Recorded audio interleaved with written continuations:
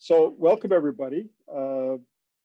Welcome to the first of three town halls that are going to be occurring this fall. And my name is Simon Brockape, and I'm going to be your virtual MC for the day. And it's my honor to introduce Ganeta Garon Mike Mitchell, who will honor us with an opening Thanksgiving address. And he's one of the most respected First Nations leaders in Canada. He was born in Akwesasne and raised by a traditional family. He benefited from a strong cultural and spiritual upbringing. He has successfully applied traditional diplomatic skills in solving today's challenges in First Nations communities on the local, regional, national levels in the areas of development and renewal. So turn it over to Mike Mitchell. Yawa. Sego, everyone. There you go. It is nice to join you. And before we have everyone start their presentations, I've been asked to offer these words of what we call Ohandu Gariwadekwa. Translation, the words that come before all else. They're words of thanksgiving to all of creation. And they start from Mother Earth. And so very fast, because I'm going to say this in my language, Kanyageha, Mohawk, that they offer their thanksgiving to Mother Earth and everything on Mother Earth, from the land to the waters, to the air, to the animal life, bird life, to all the different seasons, to Grandmother Moon, the Elder Brother Sun, the stars and beyond. And so each one has a segment where faith keepers will point out, putting all our minds together in unity and concentrate on what we'll be discussing for the rest of the afternoon, for the time that we are given, and to make sure that we are respectful with one another and keep our minds clear on the subjects that people will be talking about. So I'll be saying this in Ganyageha, and then we'll continue with our meeting. Negadi nehdi wana genua when is alade. As the way out. Kanwara don't sit on the watchka. The chinor, the chinista. Chihunjabi. Uhnayama ne scariguna gunyat. Awegun kadi ne adonaru. Awegun sonagon. Yachin Horadum, Yachinista, Jade. Took a night to have Neham Guanigo. Dane no way, Jake, to what's got to say no way, Kanigarun. Ain't no gun watch. Ain't no Jack, ne you be road. Done a neho, ne gayo, done a down hike. Done ain't no way, to what's got this. Nay, you need gonna watch your own, only the Yondessa. Then there, to get the great Neo, yeah, the garden, I'll go. Negadi, Hondo Agani, Gahu Noni, Aguaniguna, Gugadichi, or other. Look at the night on the Nehanguanigon. Danone Yod, Ne Gaidi Nigawalag. Danani no Tisha Telajuelas, Ne Azet, yes, I did. Juki Nagahas. Agugazet, yes, a watch, Ne Lodio dancer. Negadi Niga such dancer, Ne Honi, Ne. Digging the Garah, Aska, Ne Sutaneka, Natina Zumpa, Yeti Sut. Danone, Ne, Jukaneka Chidoatia, Jukaneka Garah. Danone, Ishin the Wadi, who is to the Quasum. Negadi Agugo, Gagwani, Hagaway, Noni, Guaniguna, Dichin Moradin, and Naitoga, Ne Guanigon. One ahead of Ishin Agarahadi, near to the Naktalagwani, there's a way at this. Negadi, no way. We're going to do it. Now, the nation will be on sugar. She worry when it's on Nayama. You're going to what I do. on the water, you know, the Jikanor, ne, Jagating, what down hiking, Garishi, one accident. Was away, but the Tunagan, Nagagani, the way known and now gone you go. That you don't know Harado, that's the way I dish or Tigajan is one you go. One I got there, no, I hit ne, turn away, one little, on the Waja. Negadeh Garibus, you were not there. Ne, I do a Taraquani, Guadiguna, Guadihuasuma. I got this away again. On the way out of the Skana gone. Ne, on a what you do, I want it again. Kutchko, ne, I will go yonder. Chinahoja, Cadigori or the what's there. They got this away again. They walk on it, don't go. No, when is it out? I have offered Thanksgiving to Mother Earth. And I said, minds are all together in acknowledging life's existence in creation. To all the animal life, to all the medicines, to all the bird life, to the four winds, to the thunders, to the two moons, our grandmother moon, night sun, and to our elder brother day sun. All the coming generations of people that are coming up.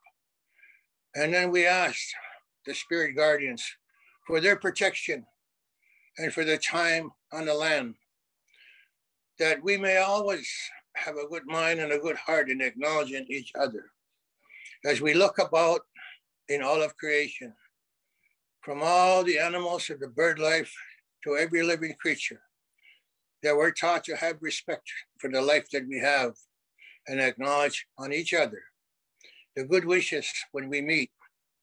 And so today we have convened this meeting, this gathering.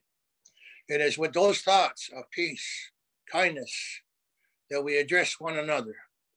Today, our topic to discuss is about the United Nations Declaration on Indigenous Rights and what we feel about it historically, how it affects us, what we have left of our culture and languages and ceremonies, and the protection that's needed to nurture it. Because a lot of it has been taken away from us. And all the treaties that have been signed and the rights that we carry as Indigenous people has been slashed by various governments throughout time. And we've reached a time where they say they have acknowledged and they would like to put these sacred laws back in order and reestablish our relationship with one another. And what we need to discuss today is, what do we consider that belongs to us in terms of culture, language, rights? What is in our minds as we prepare for our children to inherit from us? What can we pass on that has not been damaged by residential school and churches and government policy? What do we have left? And those are things that we're going to share with one another. And so the Thanksgiving acknowledgement is to open our meeting, open our minds, and set straight, keep our minds unified as we address the topic of the United Nations Declaration. And so those are the words that I'm going to pass on to establish the principles of this meeting. And may we each give our contribution and share with one another our thoughts. And today, those are the words that opens your meetings for this afternoon. And the most significant part is when we hear each other speak in our own language, when we offer few words of condolence or of happiness or of ceremony, but we carry them. We inherit our culture, our language, spiritual knowledge, and sharing it with one another. For me personally, those are the most important elements of what we want to carry into the future. So I pass this back to the chairperson and wish everyone a real good discussion and happiness in your thoughts for the day. Yeah, Yahweh, Edeta Garon. By participating in this town hall, we're going to add you to our email mailing list. If you don't want to be on our email mailing list, just send me a note at info@fnea.ca, and we can remove you. Speakers, I'm sure you're all in the middle of your screen, so I don't have to remind you. The town hall will be made into videos that will be posted on our website. And now it's my pleasure to introduce Dr. Paulette Tremblay, FNEA President and CEO, for some welcoming remarks. Paulette. No, thank you very much, Simon. Now go, Mike. As always, you fill our hearts with spirit and thoughtfulness and mindfulness of being just one part of creation, with nature being so important to us to take care of us. So thank you for your words. They resonate with me, and I'd just like to acknowledge that our office is in Akwesasne. I live just outside in the Ottawa area, and it's acknowledge the Algonquin territory, unceded territory, that is part of this gathering. And also, for me, Haudenosaunee. Kemptville has a whole Haudenosaunee longhouse, and so being part of Haudenosaunee, I want to make sure that we're all aware of that, because I think it's important. So Nyalgoa. I'm excited to be partnering with the First Nations with Schools Collective, and being led by Leslie White-Eye. She has been an amazing partner and given amazing leadership in this regard. And her 8 First Nations schools in Ontario have been very busy, very active, and working diligently. I want to acknowledge that and thank them. I'm not going to go over the agenda because she will do that for you. I just want to say that this is about relationships. It's about having a dialogue with each other, a conversation about what United Nations Declaration on the Rights of Indigenous People means as we begin to implement it.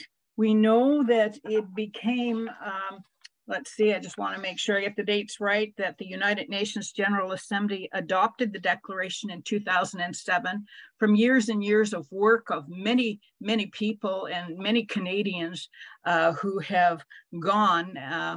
Willie Littlechild is one of them. And so it's been ongoing. And I'm sure Kenneth Deere has been another, a strong advocate going to the United Nations to give many, many speeches about self-determination, self-governance.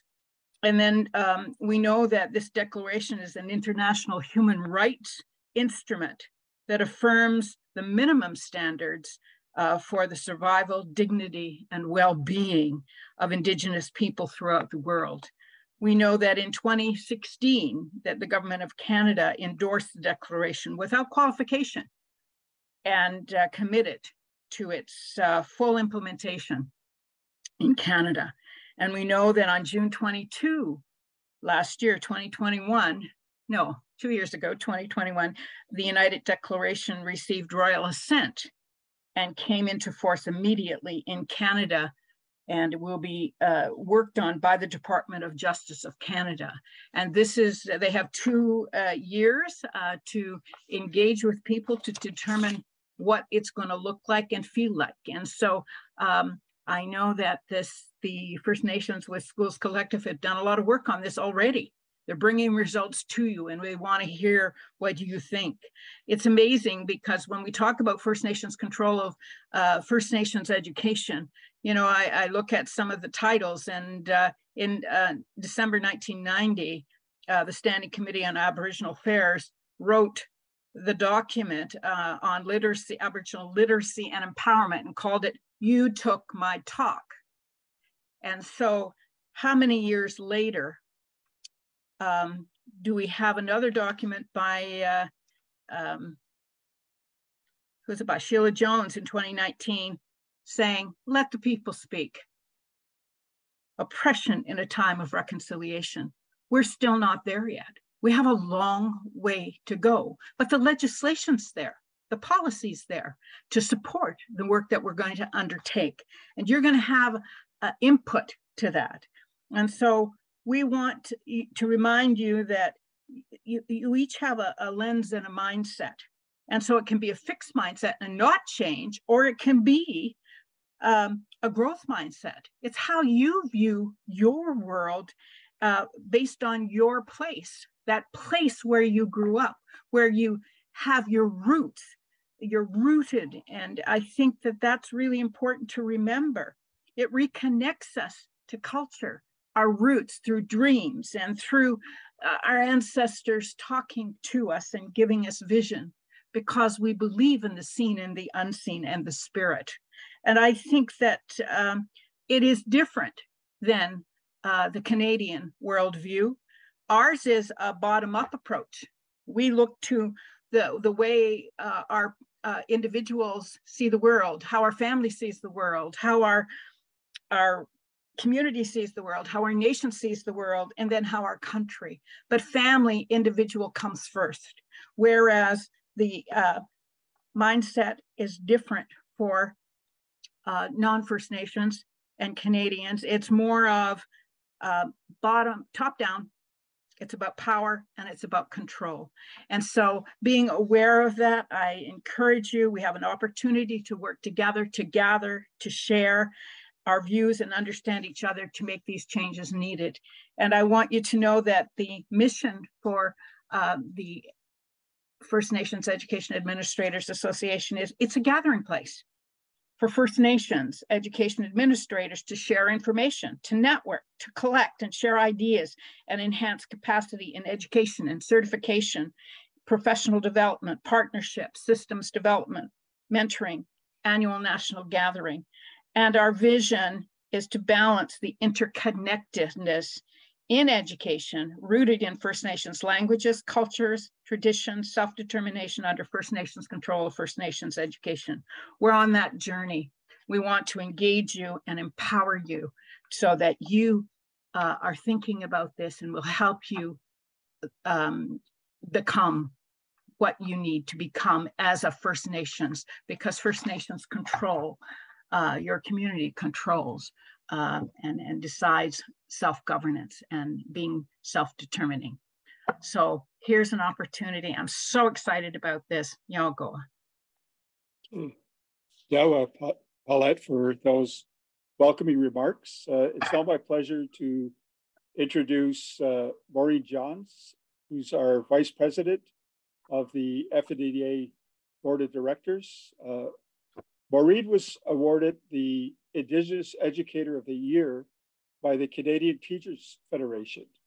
She earned her Bachelor's of Indian Education degree from the First Nations University of Canada and holds a master's degree in Curriculum and Instruction, University of Regina. Maureen believes in the unlimited potential of all learners to grow and develop over their lifetimes. Maureen. Thank you, Simon, for the kind introduction. I appreciate it very much. And thank you to Mike for the beautiful opening prayer to remind us of the fact that we are all here. I'm coming to you, Anine Sikwa, from Treaty 4 in southern Saskatchewan. When I look out my window to my right, I see the wind. So I know the wind is blowing the tall grass in the prairies back at home, just like the grass dancers that I saw at the powwow this weekend. If I opened my window, I would hear the birds chirping, singing to each other and cooing, probably telling each other, let's get south, let's get out of here. And so I'm so grateful that 41 participants of this particular call, this Zoom meeting, this gathering, have woken up this morning. We stepped out of bed, we opened our eyes, we breathed air, and it's all something that we need to remember to be grateful for each and every day. It's the little things that also matter to the quality of our life. I've been asked to say a few opening comments in addition to welcoming. Welcome to you on behalf of my fellow board members for the First Nations Education Administrators Association. I would like to pay tribute to the leaders, the elders, the spokespeople, the families, the mothers, the women in the past who have brought us to where we are today. That here we are sitting with modern technology, speaking about something that our forefathers and mothers have been working on since the beginning of time. So when I was asked to think about UNDRIP and its effect on or impact or connection to Indigenous education, of course I thought about lifelong learning.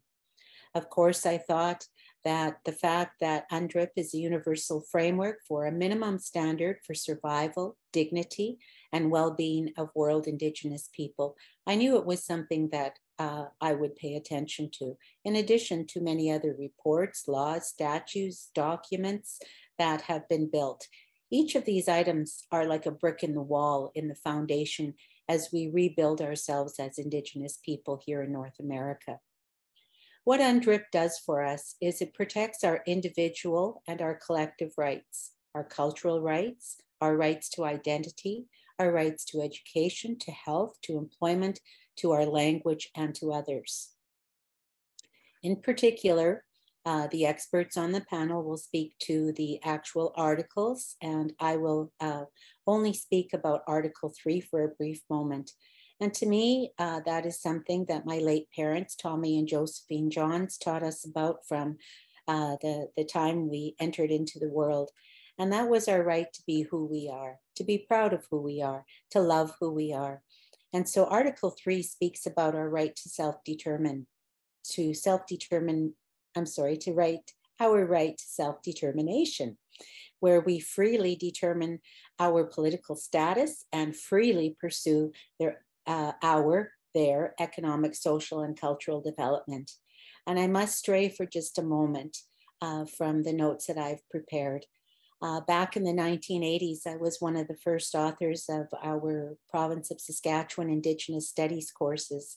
And I'm so honored to be on the call with Jeanette Corbière-Laval.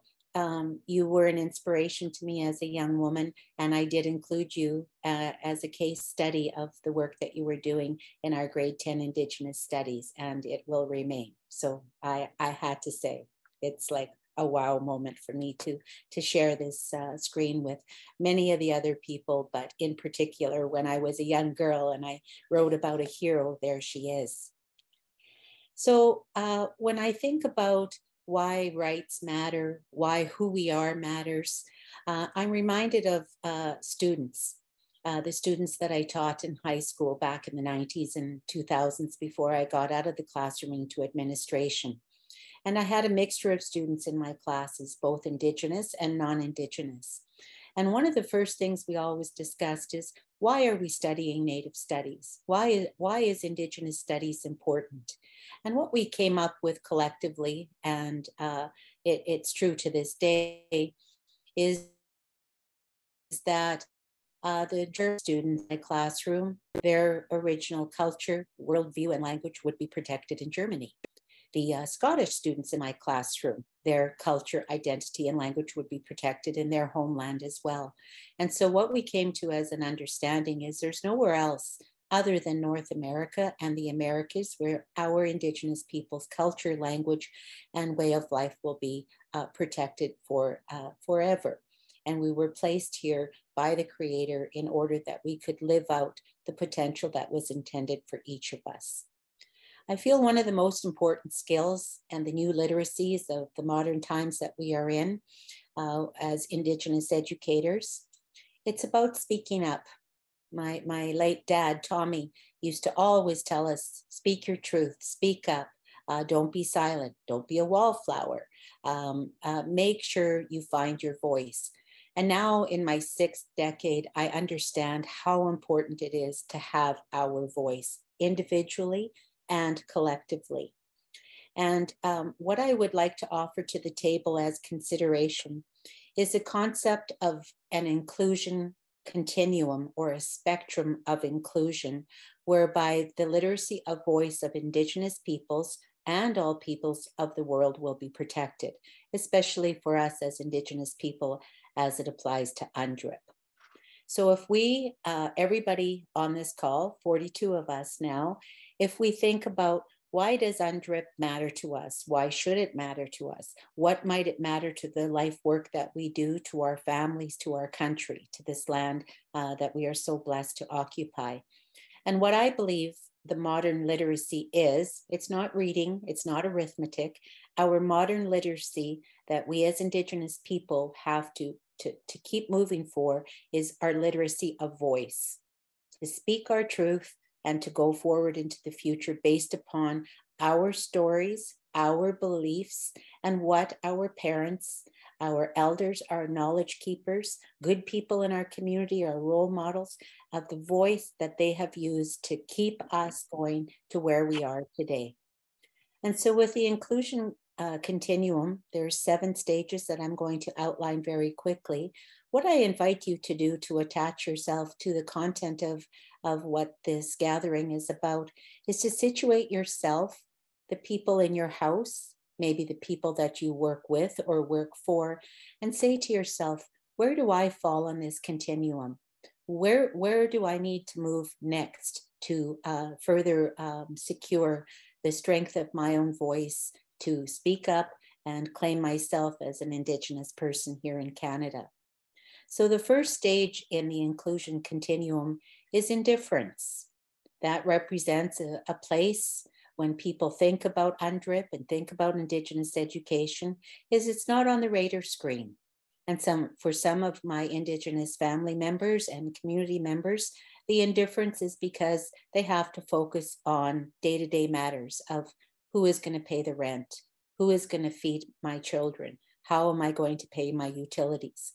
So indifference doesn't always mean that one doesn't care, but we have to accept that sometimes the life situation of our brothers and sisters is not such that they are able to step forward. And so what our job is to amplify their voice. If people who are non-Indigenous are indifferent about the opportunity that UNDRIP represents to preserve our culture here in the Americas, we have to try to encourage and support and educate to have people move from indifference. The next stage is intimidation. And these are all I words. And that is forced compliance. And my late Mushum Henry John Adjkate talked about the intimidation that was faced to him as a leader in Saskatchewan in the 1940s. Everything had to go underground. We ran to the bush. Our ceremonies took place undercover, and even our political meetings were held under disguise of perhaps a family picnic, but there were important words spoken at those gatherings. At times for non-Indigenous people, when they look at the future preservation of Indigenous cultures here in North America, it's intimidating. I have had very respectful non-Indigenous colleagues talk to me about the reason that they do not do more to promote the concept of Indigenous identity is their fear of saying something incorrectly or doing something wrong. So once again, we can support the preservation of Indigenous identity by understanding that sometimes when people are not using their voice, it's not that they don't have anything to say, but that they may be faced with some sort of intimidation. The next stage in the literacy of voice development is image. Sometimes when Canadians and non-Indigenous people are forced to comply through intimidation, actions will be taken where there might be a land acknowledgement done at the beginning of a meeting, but then that's where the consideration for Indigenous perspectives ends. Sometimes that's called inclusion as public relations only. The fourth stage is initiation. And that's where I strongly feel that most of the current talk in Canada is situated. Not many people have not heard or understand the importance of preservation of Indigenous languages, culture, and people's way of life. But what initiation stage means is that the change that is required to bring us back to what we were, and at the same time promote lifelong learning and understand we're living in the 21st century. Initiating us allows us to understand that the change that is required, it is actions, but it's in the values that people hold towards change and inclusion itself. Incubation, that's a goal that I'm moving towards in my own spectrum in developing ideas of inclusion. And incubation is the stage where core competencies are developed. We no longer have to answer the question is, who is an Indian? Who is Indigenous? Some of those basics are understood, and we get deeper. We get deeper, and that's when we are developing our core competencies, and that relates to the holistic nature of us as spiritual, mental, emotional, and physical beings. And when I talk about spirituality in my circles, the core competency allows me to define spirituality as when we act on the basis of shared core values. And I think that's very inclusive to non-Indigenous people's perspectives, as well as it reflects what's at the heart of us as Indigenous people. The next stage that we can strive to move towards is integration. And that's when we can utilize a universal framework for standards for our survival as a tool. It becomes a catalyst for the growth mindset, and for the change that it is that we want implementation of UNDRIP to fulfill. And the very last stage of the the inclusion curriculum continuum is inclusion. And that's when it becomes the cultural norm of everybody on these lands that is just the way we do business. We no longer have to ask. We no longer have to explain. We no longer have to refer to UNDRIP, Royal Commission, Truth and Reconciliation, Constitution. It's just part of who we are. It is our cultural norm. And for myself, that's the goal that I have for the future, for myself and for people that I have influence over in my family life and in my work. In closing, the implementation of UNDRIP, I believe what it offers to us is we'll be riding a fast comet. It's been 148 years since Treaty 4 was signed in Saskatchewan on September 15th. 148 years of planning, building, surviving. And the generations that are coming up behind us, we don't want them to have another 60, 70, 80, 100 years of development before we can feel a really positive effect from all of these documents and procedures that say what it is that will take us to where we want to be. I believe the implementation of UNDRIP will allow us to experience unlimited realization of our full potential. I believe there will be no more living in the shadows, that we're going to enter an era of full sunshine. And I believe that UNDRIP is yet one more tool that we can put into our arsenal to keep fighting for future generations. With all due respect, I hope that some of my words have maybe sparked an idea or will encourage you to participate in today's discussion, because that's what we need. We need to have voices, voices to make statements, voices to challenge, voices to ask questions. Thank you for this opportunity. Okay. Miigwech, Maureen, for those thoughtful and inspiring words. It's now my pleasure to introduce Leslie White-Eye, Structural Readiness Coordinator with First Nations with Schools Collective, who will be our moderator for the next section of our town hall. Leslie. Thank you so much, everyone, for joining us today in this important discussion. I just want to acknowledge a knowledge keeper, Mike, for opening up our session, and really the beautiful words and the expression of all those important, incredible intellectual traditions we all have that we can bring forward through our people and our nation. I appreciate that very much. Thank you to the First Nation Education Administrators Association. As you can see, all the leaders of this association come with a vast amount of experience and knowledge that's going to also inform the work that we're doing here at the collective.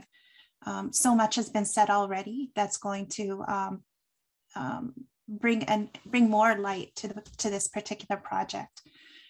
My name is Leslie Wide-Eye, and I'm from Deshkon-Zibing. It's also known as Chippewas of the Thames First Nation. I'm just southwest of London, Ontario. We're an Anishinaabe Ojibwe community. There's roughly around 3,000 of us. And we are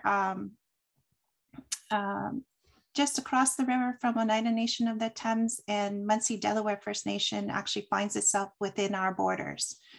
So there's 3 distinct communities here in the southwestern region.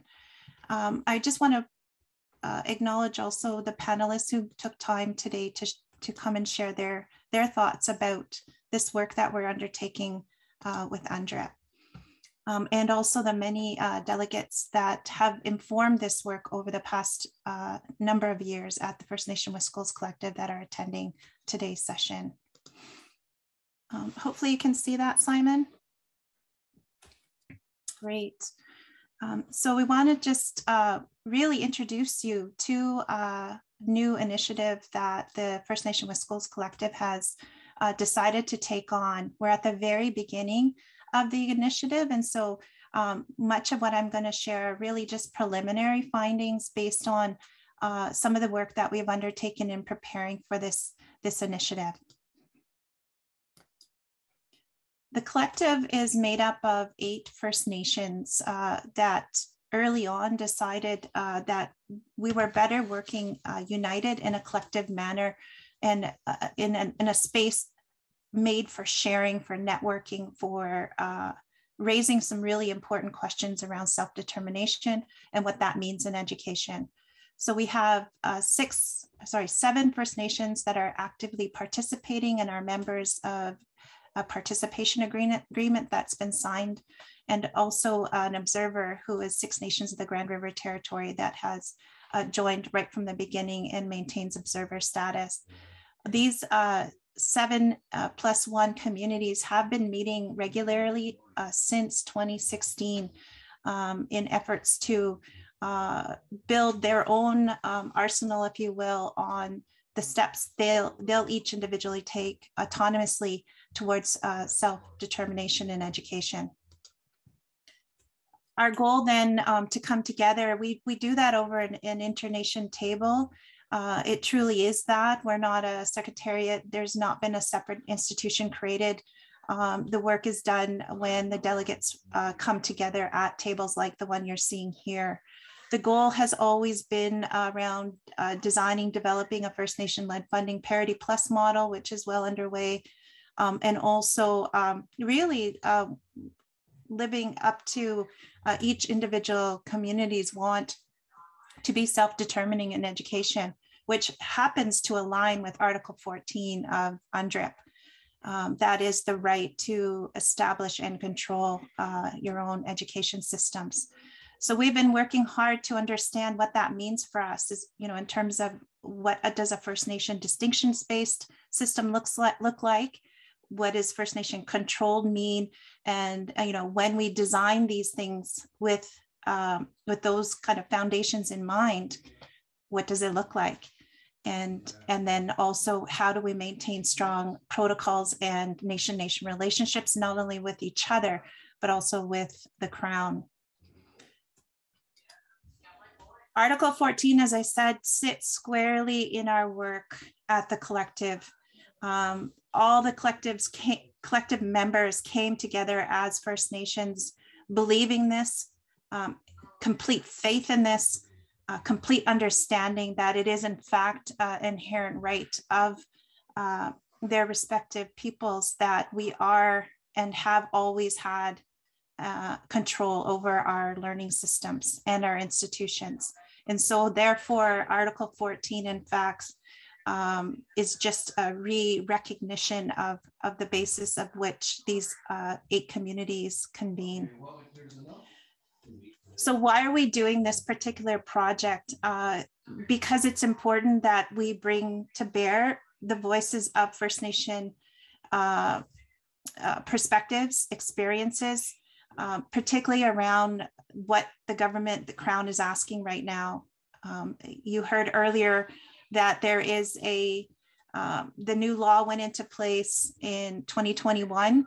They have a timeline of 2 years to develop an action plan. We know what's best for us in terms of education and what it means to fulfill Article 14. We also know what's best for us on a whole host of other articles that relate to education. And so why wouldn't we put our name forward to lead an engagement with folks like yourself and others around what that means in our terms? What does that look like in our terms? How and what ways should the government stop what they're doing, pause what they're doing, start something new? Those are all the kinds of discussions we started having in the summer and will continue into the fall and early winter with you, I hope, along for the ride. All within a frame of awakening our understanding of our intellectual traditions as Anishinaabe, Haudenosaunee,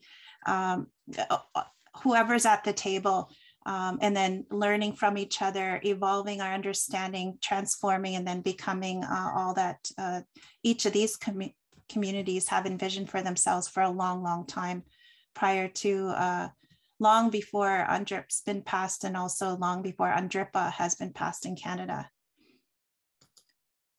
So what have we learned? In thinking about this work, we knew the discussions were coming around UNDRIPA. We knew this particular government had been sending signals that, in fact, it was going to step forward and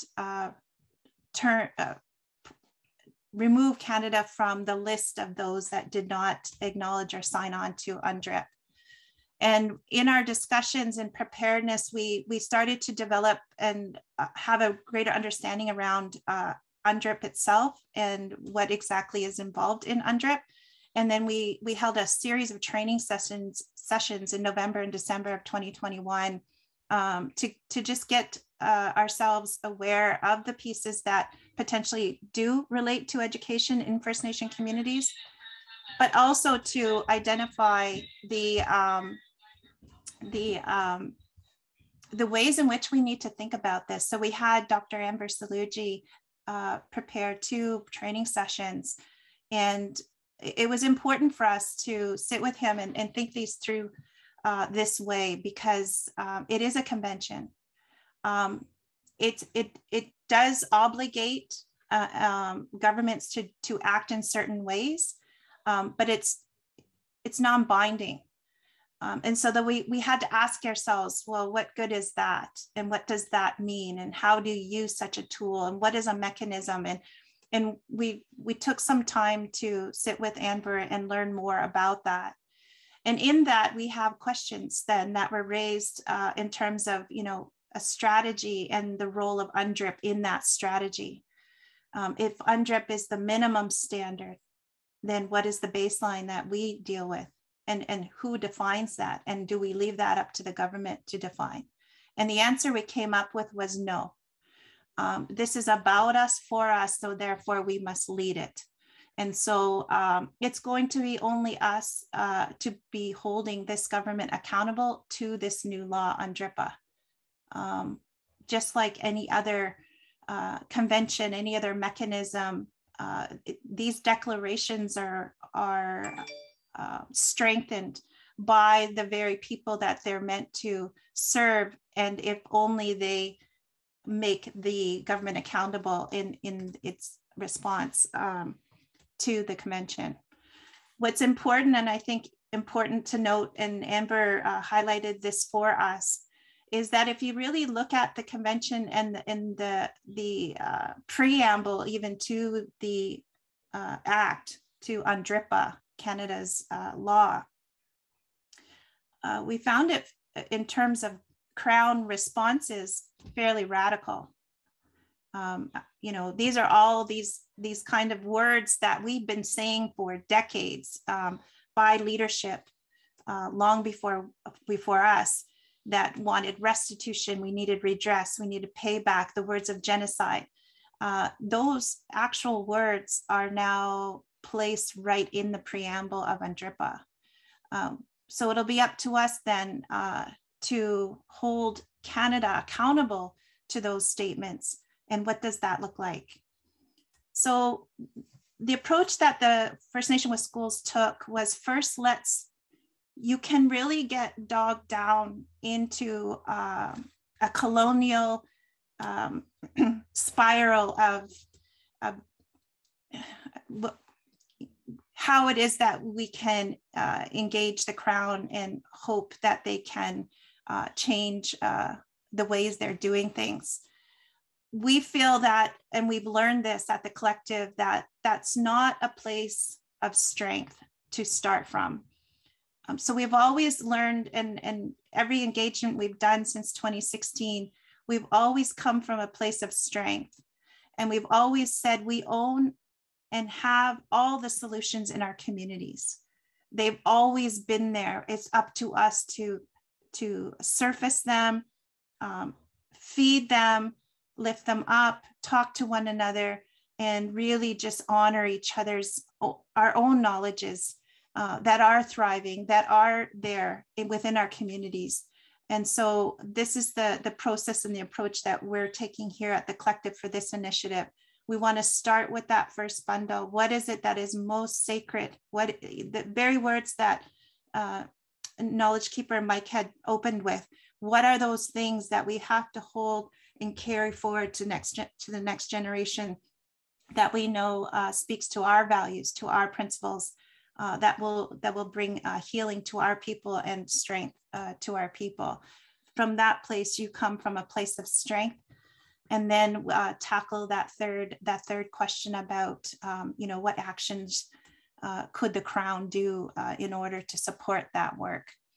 So we reached out then, once we recognized that we do have a role to play here in the work we've been doing as a communities, that we do have important information and evidence that we've gathered over these years that could inform an action plan as we see it.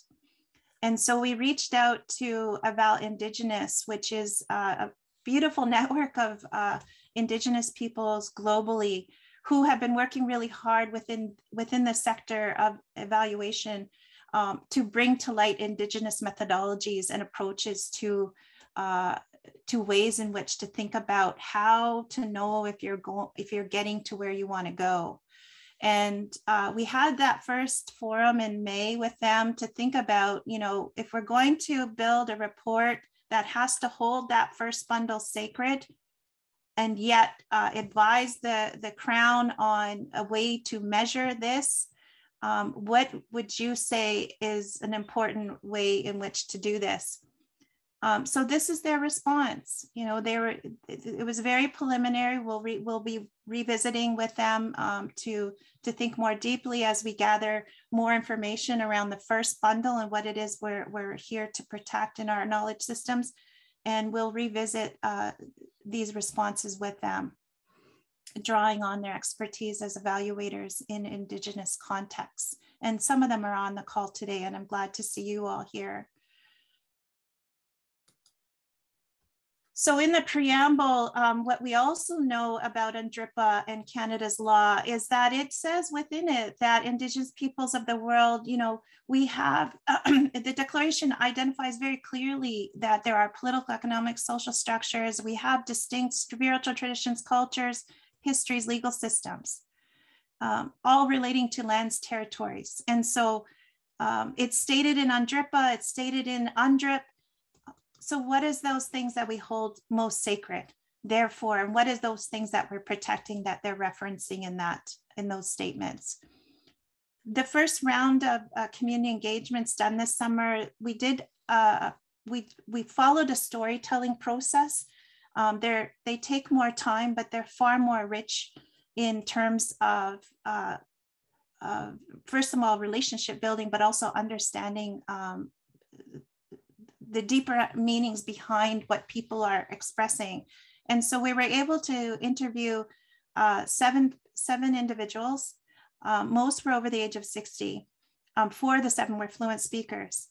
And what we learned from those in terms of that first bundle, when asking them, what is it that we hold sacred and what we must protect, their focus, it was very much an intergenerational relations and learning focus. All of them expressed how much they had learned from their aunties, uncles, great aunties, uncles, their grandparents, and how important that was to maintain that tradition going forward. Also, most all of them had said as well that language is a priority and that there more had to be done to create more lifelong learning environments, not only just in K-12, but in all spaces within the community to embrace language learning. They felt that without that, the very principles and the values of who they were as a people, but also their intellectual traditions would be lost. And that in cultural safety comes in the form of food, laughter, and places, specifically places on the land. And so these are some of the preliminary findings that we've received so far in our discussions. And I want to end by saying all of the interviews reveal the beautiful lives that each of these individuals have lived. And in the expression of their life's work or their life's mission, they actually, whether they know it or not, are expressing their ancestral lines, their genealogies, their family ties, and their love for their community and also their community's well-being. And then finally, I just want to say, one of the things that UNDRIP states is Article 14.1, and that's the whole reason the collective exists, is we want to realize this and we want to move in that direction. And so how will we know we're getting there? That's the second question we'll be asking all of you to weigh in, and the panelists will also be answering this question as well. And some of the preliminary findings that we've heard from the different interviewees and the different engagements we held amongst the collective, these are just examples here of where and how people assess whether or not we're heading in that direction. Are people pursuing knowledge? Are people becoming mentors? There's lots and lots, and these are just a small sample of the many examples through the storytelling of people really feeling incredible pride when they notice these things in their communities happening. These are just some examples.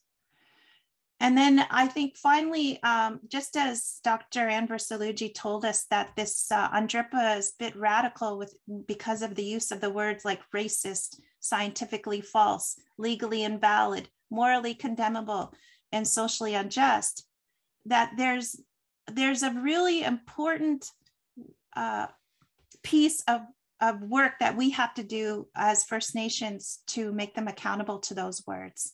And so this third question then is, what actions must Canada take to support this work in our communities that we're asking all of you? And this, again, starts to bridge our attention away from that strength-based approach often, but if we can carry it and remind ourselves that we come from great strength, when we start to bridge and scaffold into reflecting on the relationship with the Crown, that we can find some promising strategic actions that can go into the final report on how we can realize First Nation education that is our control, but also addresses the sacred and moving things forward for the next 7 generations. One of the pieces that the collective has been working on for 5 years is framing jurisdiction in response to something like that question. And these are the things that we're working through in terms of the work at the collective. You know, there's a recognition for inherent rights. There's a need for control. Things have to be just. There's lots of redress that has to be addressed. And this has to be about equity of outcomes. This isn't about inputs and how much money is comparable to another system that's not comparable, but we really do need to start paying attention to how students are are coming out of our systems and what successes they have as we define them. And it's about capacity, building on trusting in each other that we do have the answers, and that we do have the ability to build our capacity to run and run these complex systems. And then finally, there's a global imperative that our knowledges be understood, but also not only amongst ourselves, but as a real gift to the world during this time. And that framing it within a larger perspective of global benefit in terms of return is just another way to think about it. So these are some things that we've been thinking about. This is the approach we're going to take. I know it looks a little complicated, but we wanted to start with the communities first, and we're starting that now. We're at the very beginning, and we're hoping you as education directors, as education leaders, might want to come back into the fold as we gather more and more information on the first bundle, and we start to translate that into a responsive action plan and measurements. This is just the first of many engagements, and we hope you will stay tuned on the website, but also participate in a survey link that we'll provide to you shortly. So with that, I'm going to introduce you to the panel we have. They're going to answer these 3 questions, and I'm just going to stop my share here. And I want you to meet these incredible leaders who've joined us today, who are going to share their thoughts about these 3 questions. And so I'm just going to invite at this time for each of them just to introduce themselves, and then we're going to they're each going to take a turn in sharing with us what they think about these 3 questions related to UNDRIP. So first of all, just start with Jeanette. Jeanette, would you like to introduce yourself?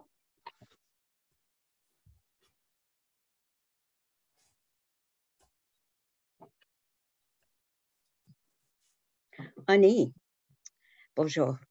Kiwed nang dijnikas, shnabay kwendao. We kwem kong ndonjaba.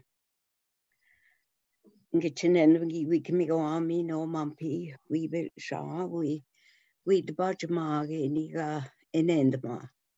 Man the kinoma when we debat me. I'm just giving thanks for the invitation to all of you for inviting me to participate in this initiative looking at education. And my Anishinaabe name is Kiwednang, but you all know my English name because it was written down there. And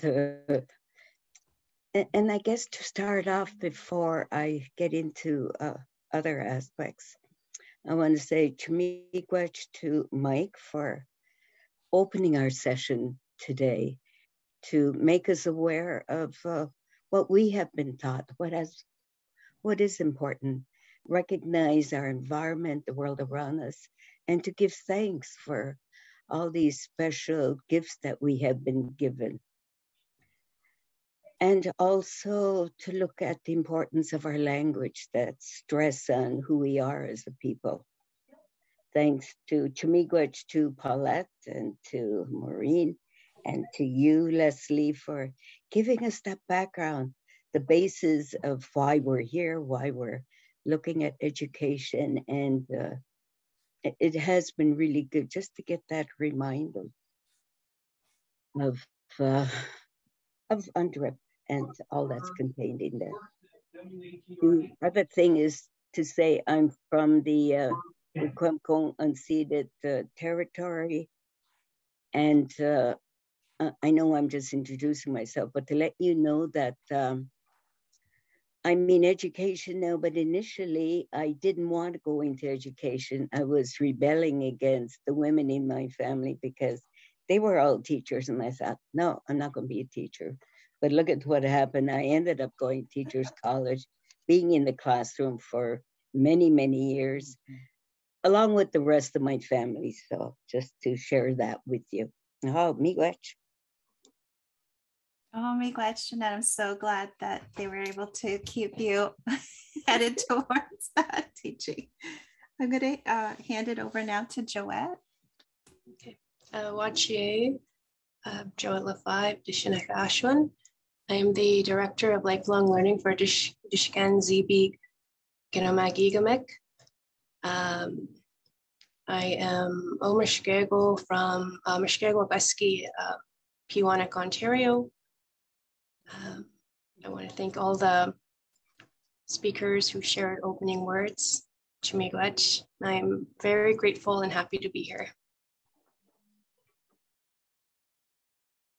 Miigwech, Joette, thank you. Catherine. Ani bonjour. Anishnabek quest dishnakas nekeze dodem kam kondunjba nishtabe andao dawa minwa parawanami meanwhile wimnakush. I currently live in Odenong, the town of Jarvis, Ontario. So my current position, I am a curriculum lead teacher for the Mississaugas of the Credit First Nation. I've been in education for 23 years in that capacity in New Credit. But I've been obviously 42 years in the education system, plus 47 years on a lifelong journey, plus beyond, I'm sure.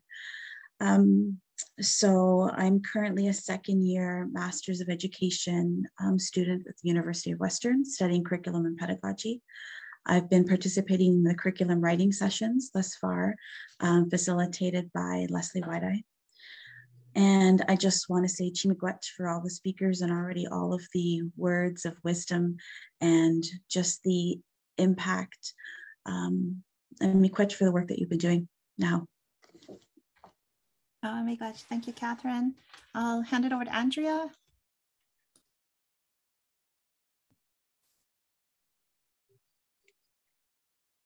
Ani Kinawea, Skamaknishnabek Dunjba, Megaze Dodem, Andrea Jacobs, Indigenous.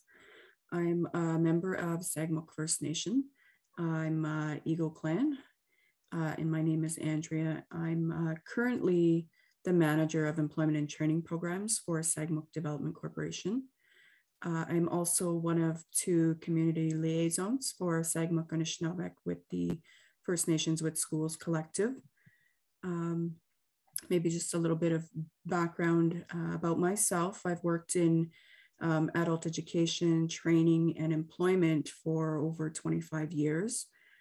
Some previous roles I've held, I was the Anishinaabe Skills Development Adult Education Program Assistant with the Thunder Bay Indian Friendship Center many years ago. I was a sessional instructor and a member of the Board of Directors for Niganiwin College of Indigenous Studies at Confederation College, which I did for a number of years.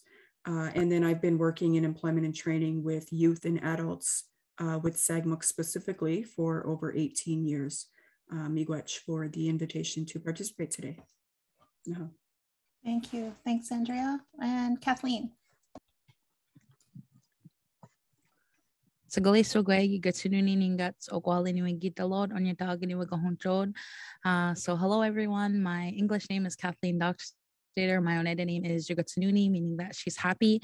I'm from Oneida Nation of the Thames, and I'm also from the Bear Clan. So I am very happy to be here today, and thank you to everyone for all of the opening words and setting the stage for what we're about to talk about.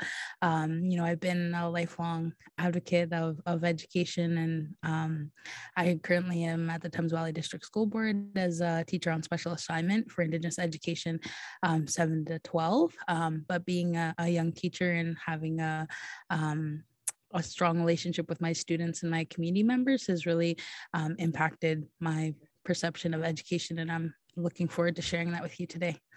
Yawa. Awesome, thanks Kathleen. And Carissa. Sego Sevaguego, Ani, Gatisto, Guasniwaxanoda, Ne Ogo Hongweneha, Caressa Niangats, Anora, Niwagit Dolora, Kanakahaga, Niwako Manjoda, Fodiri Nidawagino, Nekji Oswigan, Kanagare Nua, no restorative justice, Wagilte, Skahne, Six Nations Justice Department, no Nagano, Sonagadogayo, project Wagyote Skahne Master University. Dahno Haudenosaunee External Relations Committee Wagyote. Wageksa Dayo ne Deganika ne Luna Neknova Gunwadiats. Toha Asa Ni Yono Seriago. De Guanu Horado, Sewaguego, and the First Nations, the Schools Collective, Ogatsununi, Jigon Idois. So hi everybody, my name is Carissa. My Hongway name is Gajistogwas, which means she scatters embers from the fire. I'm Turtle Clan, I'm from the Mohawk Nation, and I grew up in Fort Erie, but I live here in Six Nations now. I'm the restorative justice worker with the Six Nations Justice Department, and I also work for the Oneganos Water is Life Project through McMaster University and the Global Water Futures Project. And I also sit on the Haudenosaunee External Relations Committee. I've done international work with them for the last 3 years in both the United Nations in New York and in Geneva. But perhaps my most important role is, and my favorite, is I'm a mom. I have twin daughters. Their names are Luna and Nova, and they're going to be 3 in December. And they're my big reason why I do a lot of the work that I do. It's for them and for the future generations. And I'm so thankful to be here with you all today. And I'm grateful to the First Nations, the Schools Collective, for bringing us all together and for being courageous in your pursuits to do this work, to hold Canada accountable and ensure that our voices are heard. Thank you, Carissa. Thank you, Now, I want to now open it up to the panel to let's hear your perspectives on these 3 questions. So we're going to start with Jeanette. Just so you know, I'm going to give you all 4 minutes, and then I'll just jump in with a little wave hand to let you know you've got about a minute left. All right. Okay. Thanks, everyone. Go ahead, Jeanette. Thank you. Miigwech. To start, I guess, on the looking at education, my experience, and trying to look at your question on what is sacred and what is important to protect within our system. I'd like to share a little bit of my own experience in elementary school and within our community, because I went to day school on the reserve from grades 1 to grade 9 and then left for high school. But my mother was one of the first teachers to come from our community, and she went to residential school, and she insisted that we learn English. My dad, on the other hand, didn't go to school at all. He was missed by the residential school pickup, and he spoke Anishinaabe, and he taught us just by his living what was important.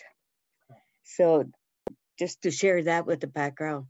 And also, when I first went to school, somehow or another, it didn't make sense, even though I spoke English, and I ended up being the official interpreter for the classroom because the teacher were nuns, and the rest of my colleagues, the students, spoke mostly Anishinaabe, so I was in that category of being the interpreter. But from grade 1 or to grade 5, I could not learn. It was just beyond me. And you know how they grade you, they have a spelling bee. The smart ones are at the front of the line. I was always way at the back, and no one would pick me for anything because I wasn't learning. There was something in my brain, I guess, that wouldn't connect to that style of learning. And it wasn't until grade 5, this one teacher pulled me out of the regular grades and put me in a special group with the ones who were difficult to teach. But within 1 year, I was able to switch around. So I went from getting 0 to in the 90s, and I went back into the regular grade 6 at the time. Then I was competing with the head of that class and getting 90, 92. But just to share that whatever happened, and this is what I think we need to look at within our education system, is have our people there who can understand our learning styles, and if there's a barrier, what is causing it. And we have that knowledge now that we can identify and help our students. We have such a large dropout rate, and I'm sure that's one of the causes, is just not making that connection.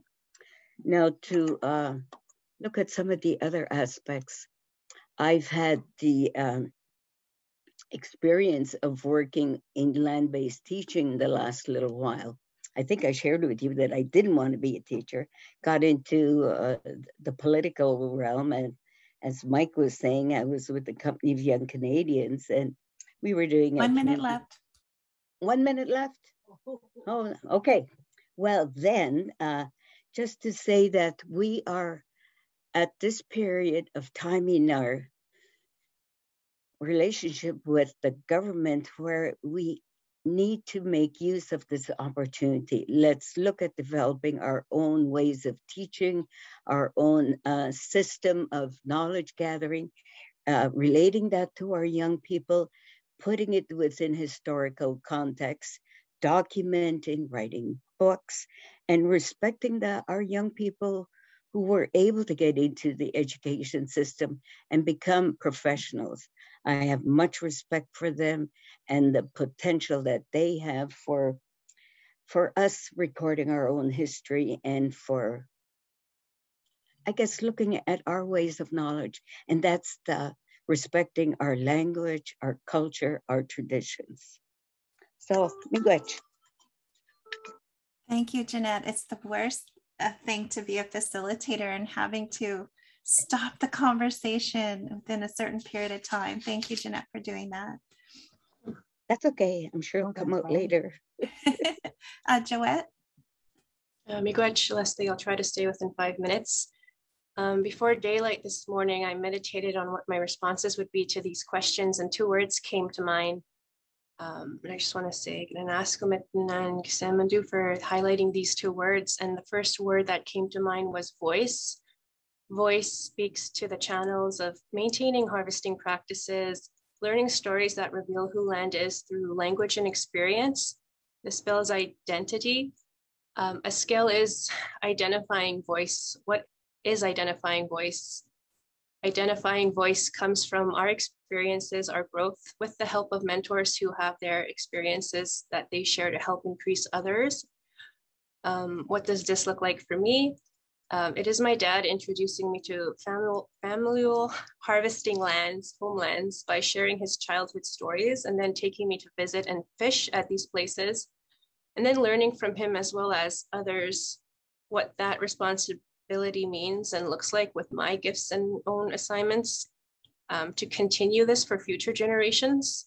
And a second word that came to mind was structure. So part of increasing voice is supported by familial structure, education reflecting the familial structure of the community for increasing voice, for what that looks like for the community, serving a community. It is important to reflect the familial structure and families to the formal structure, understanding that the formal structure historically being a wall or barrier for the voice we know exists in families when it comes to decolonizing education. And families, they carry experiences, they carry language, they carry stories, they carry wisdom, they carry practical skills and that are traditional and are valued. They carry a voice that has the capability to restructure and decolonize education. And again, I asked myself, what does this look like for me? Voice speaks to spirituality. It's that spirituality that conducts how we go about things, and opening in the words of Thanksgiving is an example of that. So Miigwech, Mike, Paulette, Maureen, and Leslie for your opening, and Jeanette, and the other speakers too who will be speaking next. It is a basic value that we need people and we need others, just like what we are doing here today. And another recent example off the top of my head, here in my workplace was having a conversation with a community member on inviting community member mentors for our staff and educators in the school to have that back and forth conversation on developing and making education for us. Answering the second question, how will we know what this is, that this is happening? If we reflect voice and family structure, we speak to things like healing and mentorship. To create and control education systems and language and culture, there is healing involved and there has to be mentorship involved. And I'm seeing that here. Education system in this light is much more than just education. It becomes about many other areas and things. Culture and rights were two words I heard earlier. Focusing back to education, if we increase the families, then we increase education. And just a comment on UNDRIP Article 13. I am a strong advocate to see families transmit histories, languages, oral traditions, philosophies, and etc., and to designate and retain their own names for communities, places, and people. And to support this, family needs to be valued as a guideline and reflected in education. And that's something that I am always reflecting on in my role as an education director with who I am and where I am today. So thank you. What must Canada do to support this work in our communities? I'm going to say address the funding shortfalls and address the high cost barriers for families, food security, transportation, travel, high cost living expenses. And what I'm really saying here is speaking to many other areas in this country where to support families and communities. In short, I would say it's honoring the family structure, reflecting family voices in everything. And I'm going to close with saying, increase the voice of families, increase education. Yeah, miigwech. Miigwech, thanks, Joette. I'm going to move on over to Catherine. Lots of incredible things to think about there. Thank you. Catherine? Miigwech, Leslie.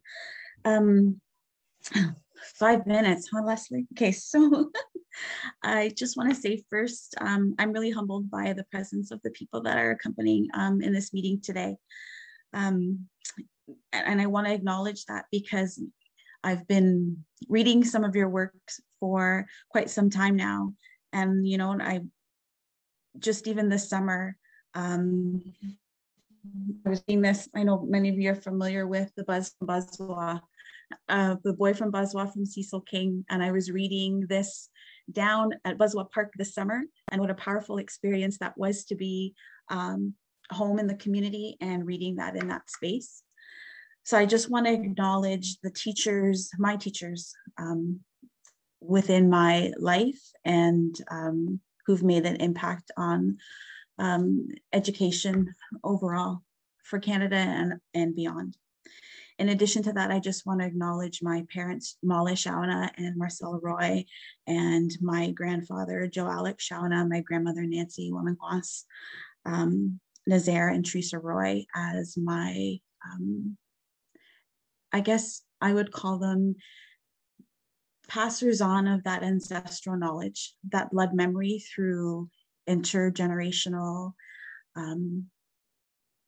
impact and powerful impact that I think that we have to acknowledge and must acknowledge and honor and respect that. You know, I was just thinking when Jeanette was talking about her story about not wanting to be a teacher, and back when I was 19, I met Stephen Fox in the Andes parking lot in Wacomico, and I was in the parking lot at Andes, and he gave me actually this moccasin. He had a pair of moccasins, and he had one moccasin in his rearview mirror and the other moccasin, and he gave one to me as kind of like on my journey of starting an education. So I just wanted to say thank you to that. Miigwech, for the first question, what must be protected in lifelong learning? Well, I think we've talked on a lot of themes: language, relationship with all of our relations, to honor and respect that connection to the land, ceremonies, and that sacred knowledge, that inherited ancestral knowledge that I just spoke about, our spirit, identity work.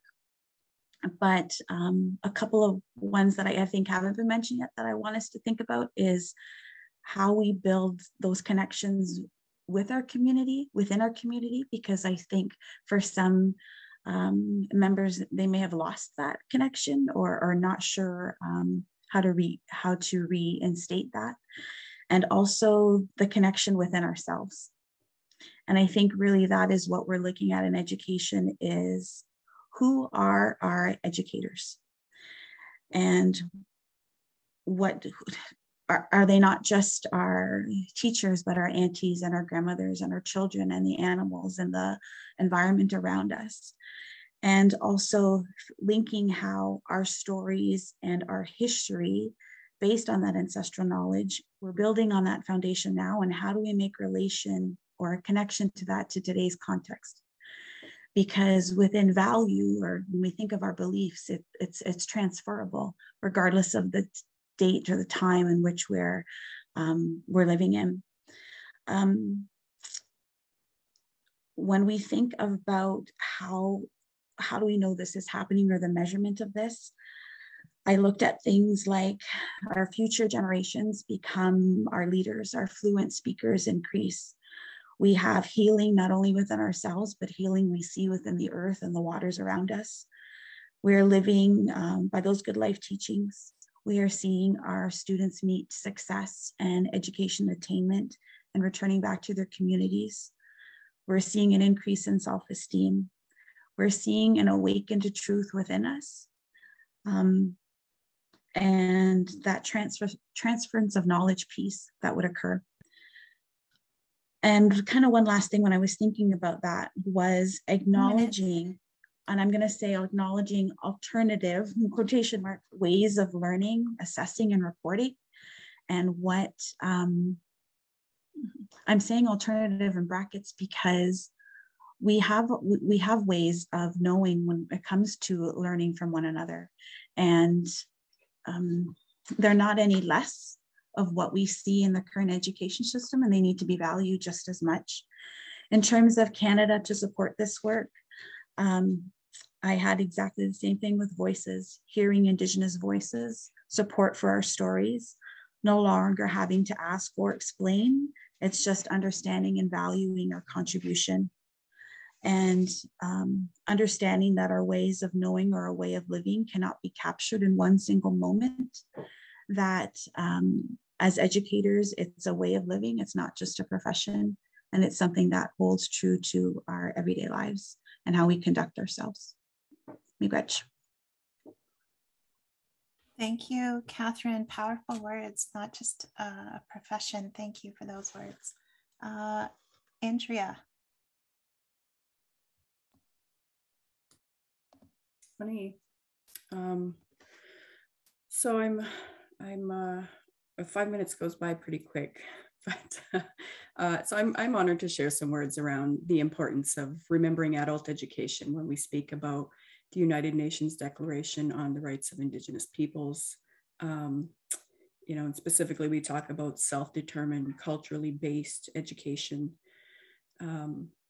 So oftentimes I was excited. Oftentimes we think about education as something that happens for children.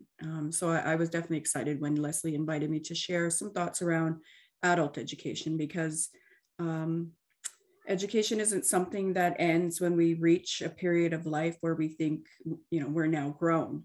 Leaving the formal education system doesn't mean that we're no longer learning.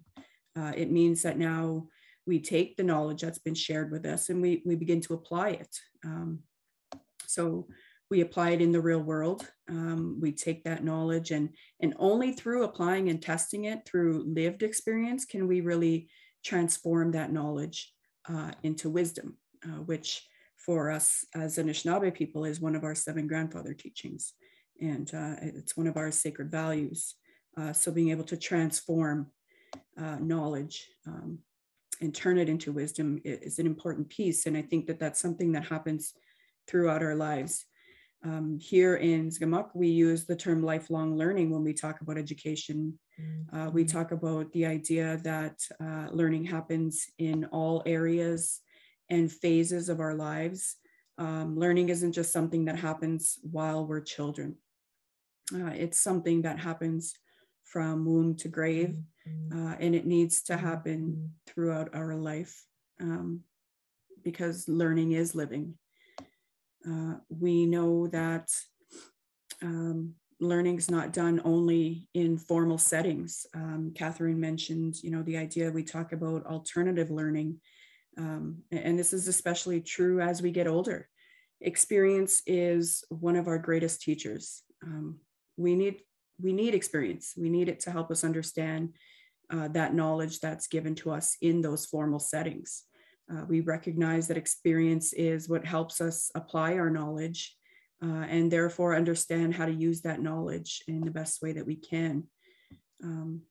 So early learning sets the foundation. It gives our children the tools that they need to survive as Anishinaabe people or as Indigenous peoples in this modern world. And so one of the first questions that we ask here is, what is it that we hold sacred and therefore must be protected as it relates to adult education? And I think that the role of experience as teachers is imperative to our educational systems. As many opportunities to acknowledge and recognize experience as possible is going to be really important to the development of our educational systems. So whether that's through credit granting for life experience of young adults in order to gain maturity credits towards their credentialing, or taking learning outside of the classroom as much as possible through fieldwork, cooperative education, which perhaps needs to be mandatory. Things like on-the-job training, supporting summer work and after-school jobs for young adults, as well as bringing experiential learning into the classroom through peer mentorship, peer support opportunities. All of these types of exposure to experience are necessary pieces to applying our knowledge, which is one of the final pieces to what we consider the formal education system.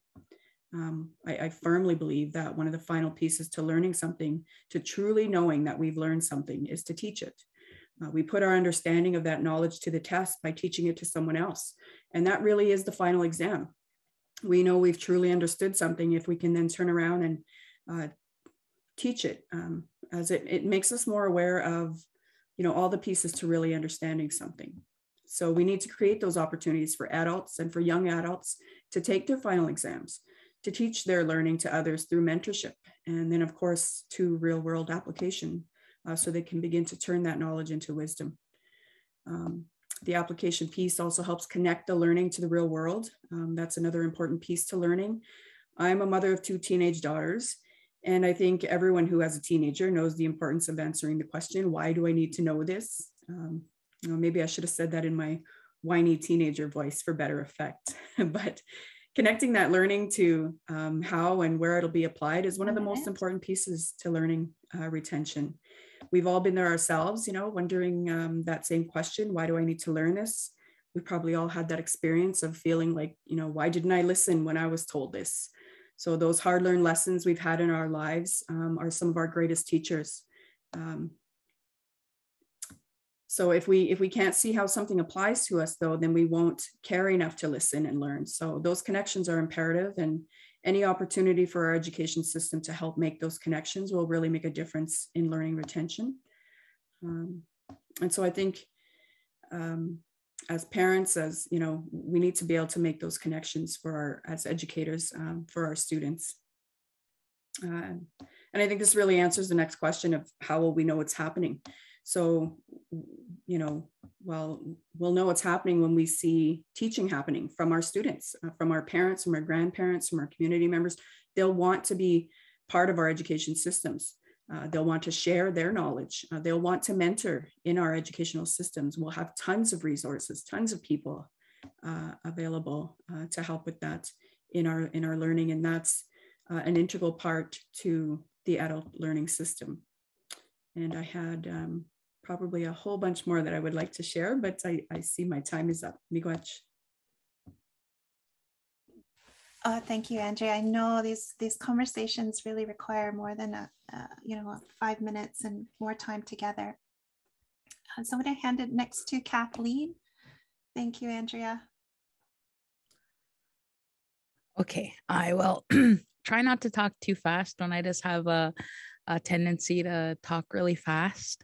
So I prepared some notes, and as what was said earlier, definitely language and culture as it's our livelihood, but also, remembering our Indigenous ways of knowing and our pedagogy, because it's so different than the Western system. And so, really hanging on to those and keeping them is really helpful for our young people and how to learn things. Because I think about, myself and learning like different cultural aspects and comparing it to how I've learned through a Western education system.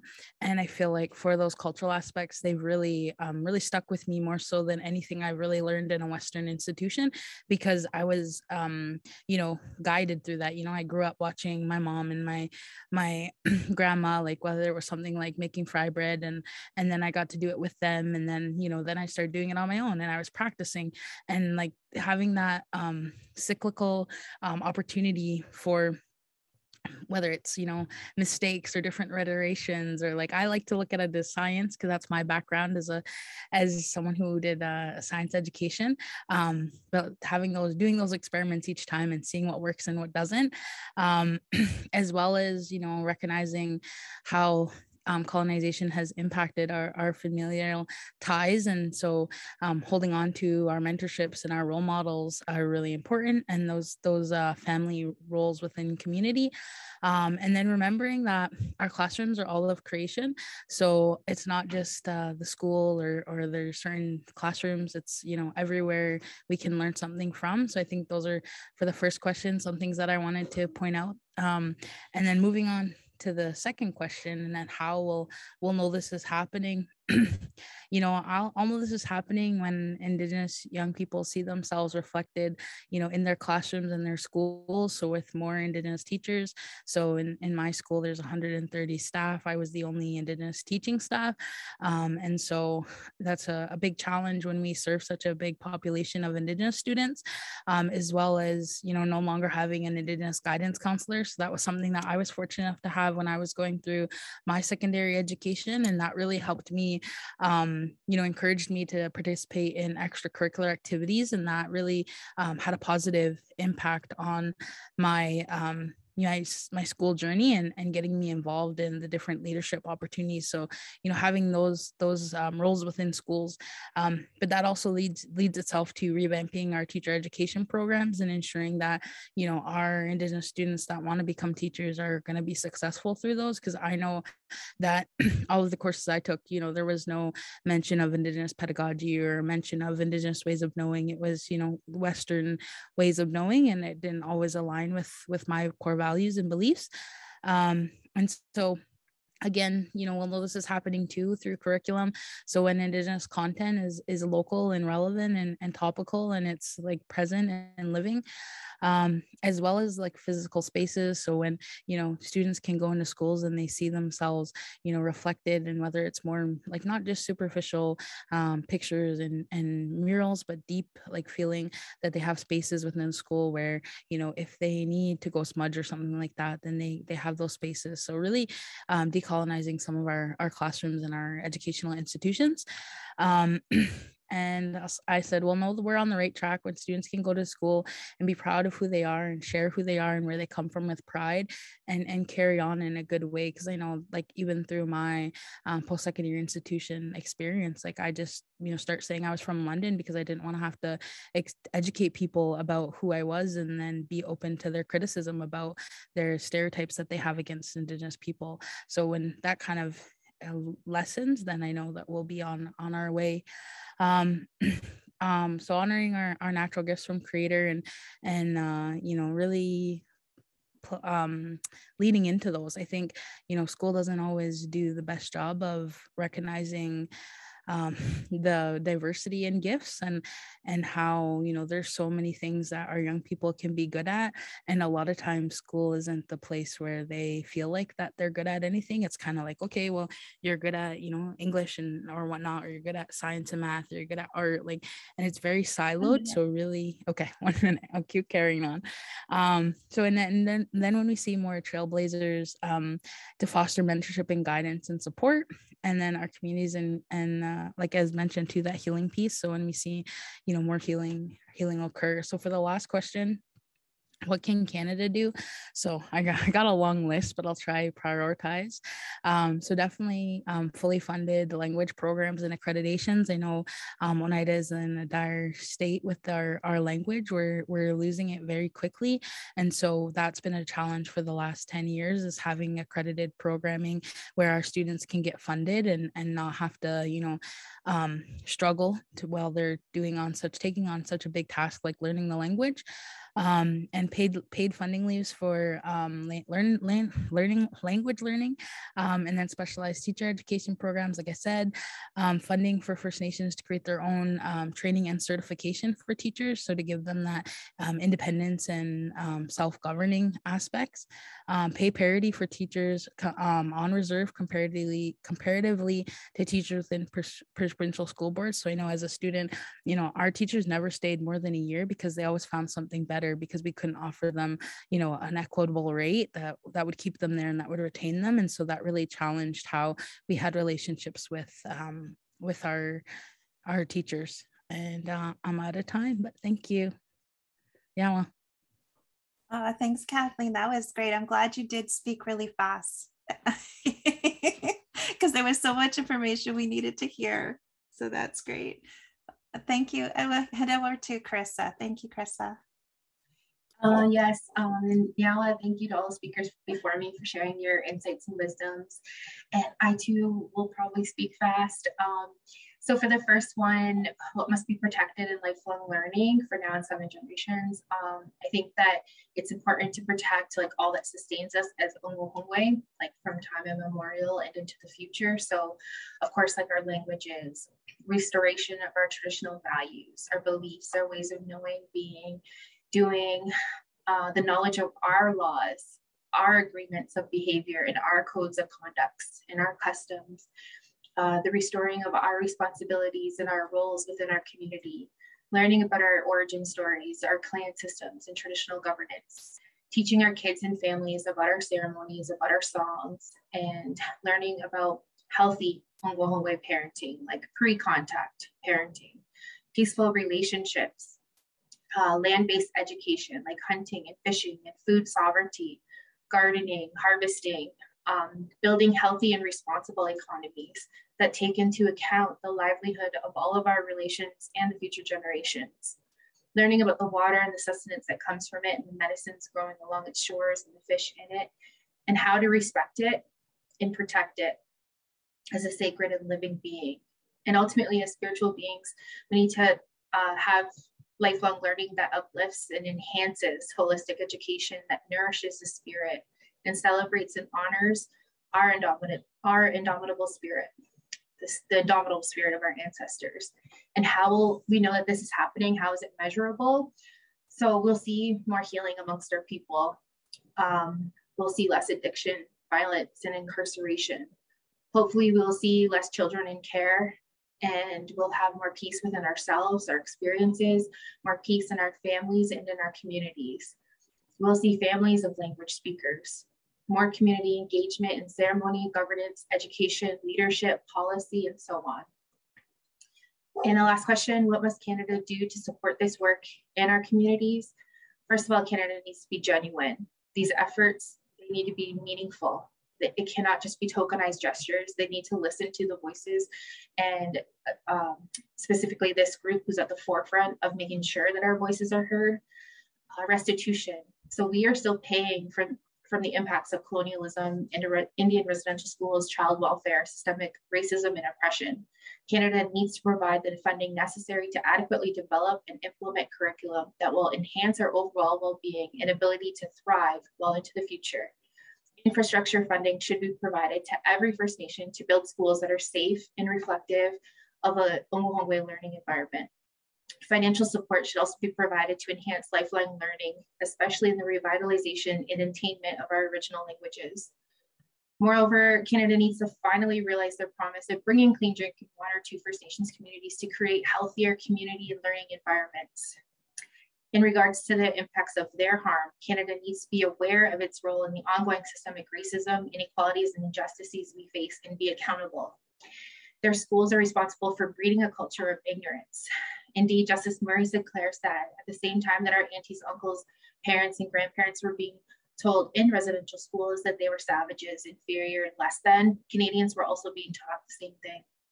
Universities and colleges are responsible for preparing the future leaders, educators, doctors, lawyers, nurses, social service workers, and police officers. But what kind of disservice are they doing by teaching them half-truths? How does this impact us? They fail to educate people on the founding treaties of this land and on the reasons the federal government has fiduciary obligation to Indigenous peoples. So more work needs to be done with Indigenous peoples to establish Indigenous curriculum and strategies for increasing Indigenous peoples in education, both at the student and staff level. Canada needs to work with us in raising awareness and consciousness of settler Canadians. They need to unlearn and relearn the histories of this land. And in order to move forward with Canada in a good way, we need to reframe our relationship. And we have the early treaties, the Gaswantha, which is the Tubro Wampo, the Silver Covenant to look to for our guidance. The principles of peace, friendship, and respect includes non-interference in our affairs, which include passing on our ways of being and knowing for future generations. Indigenous peoples are pushing the parameters in all sectors of society. 1 minute. We are asserting ourselves, our ways of knowing, being, and doing, and our pedagogy into the academy. Our knowledge needs to be respected and our path needs to be supported and no longer suppressed. Danito. Thank you, Krista. I know 5 minutes is not enough, but at least I think all of you did this incredible job of helping us think about these really important questions. Welcome back, everyone. Before I hand it to Simon, I just wanted to say miigwech for the incredible conversations that I was able to jump in on. Thanks for your feedback. This is going to be a great wealth of information we can use to help inform the report and also really define that first bundle and keep it sacred all the way through the process. We hope you stay interested in the project and that you leave your name and contact information behind in the survey. We'll come back at this in a couple more focus groups. We'd love to have your voices back and helping in the translation of the second part of the report on the action plan recommendations. So with that, I appreciate your time and staying with us a few minutes over. So I'm going to hand it over to Simon now. Thank you on behalf of the First Nation with Schools Collective. So thank you, Leslie. And we're all excited about what people have said. You know, I think we wrote a book this afternoon, or at least an outline for a book. It is fantastic, you know, for lifelong learning, families, language, culture, and what the government has to do to step up. Excellent. And then you invited people to do the questionnaire on SurveyMonkey, and then a follow-up get together with people that have participated. So all that is very exciting, miigwech to everybody. So there will be a report, and Claire got so excited. She's committed to doing I would call it a rough cut, but a video within a week or so. So you'll all get notice that video is available. And I'm just following my notes here. So also I wanted to invite people to our national gathering, our annual conference in October 26th and 27th. It's going to be exciting because it's focused on language and culture, much like what we're talking today. And so we have speakers from all over Canada, from different cultures, and some really innovative, exciting projects that are going on in First Nations communities. I'd like to turn it back to Mike for a closing. Mike Mitchell.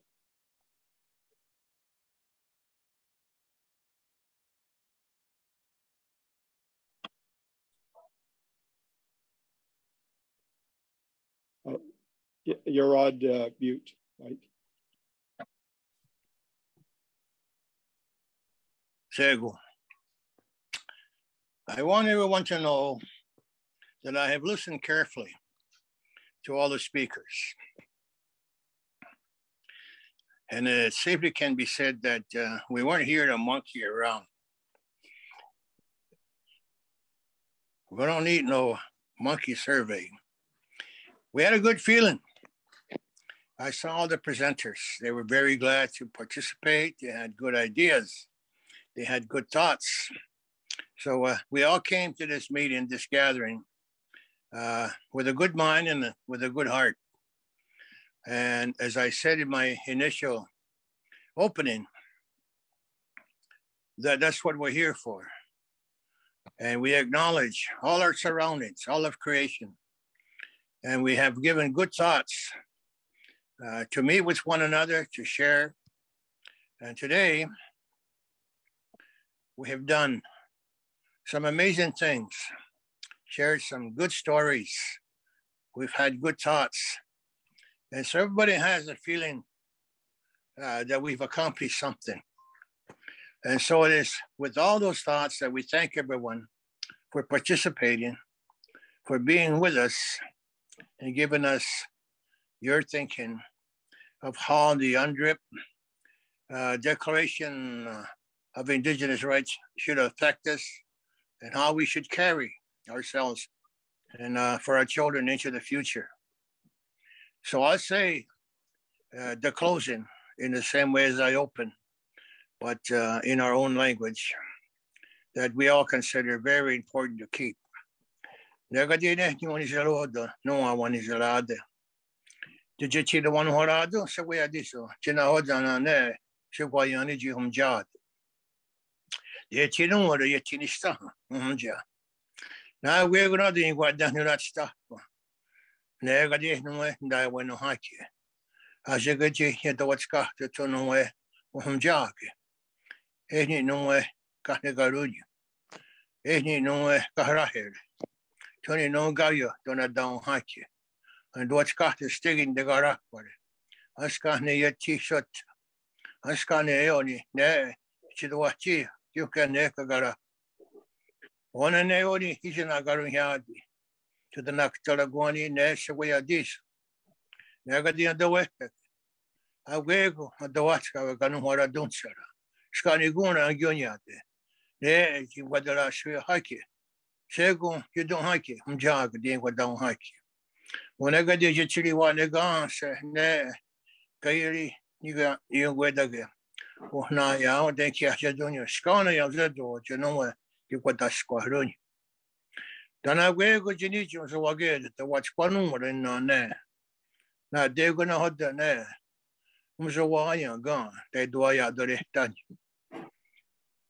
We want to thank everyone for attending and share your thoughts with one another.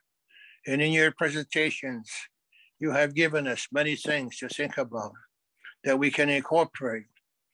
What our thoughts should be to reflect a good future for our children. And so it is with deep kindness that we thank each and every one for spending this time with us.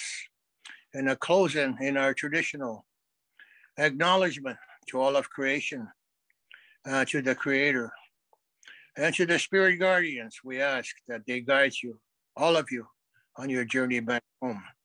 So those words will all now officially close off today's meeting, and we look forward to the next one. What's going on? I don't know. I will. The next one is running. Going to John that too. Thank you. Hey, thank you. Thanks, everyone.